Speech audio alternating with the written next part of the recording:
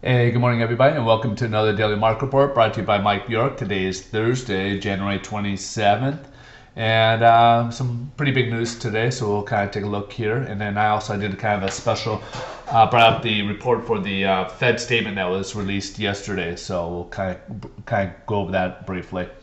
All right, so let's start off with here. The jobless claims had a big spike up to 454, so that kind of set up the markets a little bit. They're kind of saying that's a result of some of the southern states where they had some bad weather, so they weren't able to get the applications for the previous week.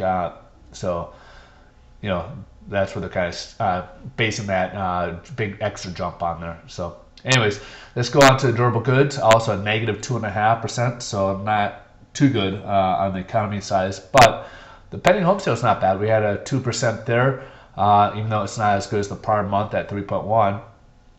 So today we're kind of looking at a mixed report because of all various reports here. Kind of looking at mixed market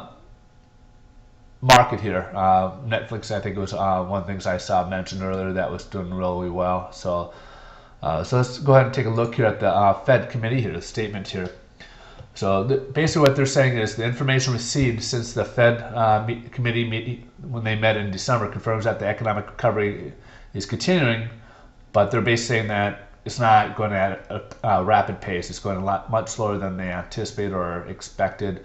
They're basically saying that the growth in spending, consumer spending, is up a little bit from last year, but it's not where it could be because of the high unemployment and not as much income growth that they would be seeing. So in the tight credit and everything, so people aren't really spending because the high unemployment. They're concerned about their jobs, tighter credit, and their income's not growing as much as it was maybe prior to. Business spending on equipment and software, but they're still kind of weak when it comes to adding to payroll. Housing sector still looking depressed. But also they're saying commodity prices have risen, but longer term inflation expectations have remained stable and measure of underlying inflation has been trending downwards.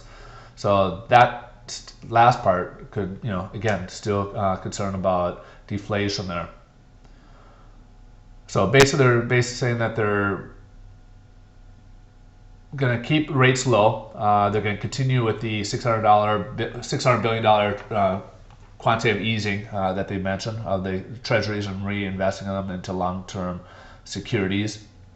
So they'll maintain it as extended, and they'll keep reviewing it as to what else they need to kind of employ to keep to try to stimulate the economy and get this out into a rapid so we can add more jobs. So, anyways, this is kind of their statement. It's usually under about 500 words, and let's go on to the bond market here.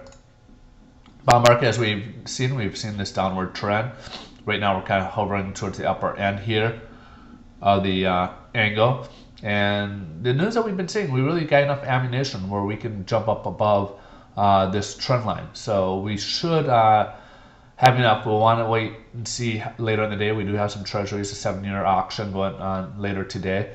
And if that goes well, that could help us out as well. But we really need for mortgage rates, we're about the same as we left off yesterday, maybe even worse depending on if they had price drops yesterday where they were priced at. But we should see some improvement. If we don't, then I would be concerned about a drop further because we're really kind of testing this 98.50 as we've been saying. Boom, boom, boom, as we kind of see it coming right down here, even back here. And if we keep doing it, it's going to weaken and it's just going to drop. So we could either really go worse, or we should be able to hopefully go forward upwards because this news right now should be good for bonds. And then tomorrow will be the GDP report, which could help offset it more. But we need to definitely jump upwards, definitely over the 100 mark here, and to show some more further improvement. All right, folks, you guys have a wonderful day, and we'll be in touch again tomorrow.